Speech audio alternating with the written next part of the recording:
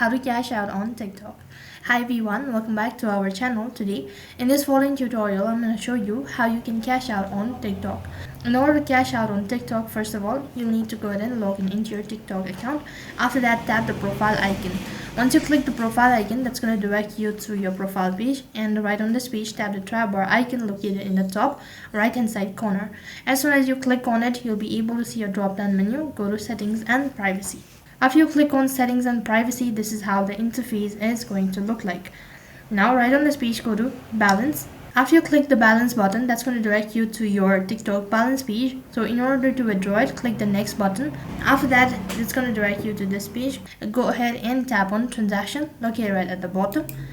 As soon as you do that, you'll be able to see your total balance right on this page. If you're willing to withdraw it, then go ahead and enter the exact amount that you wish to withdraw and tap the withdraw button.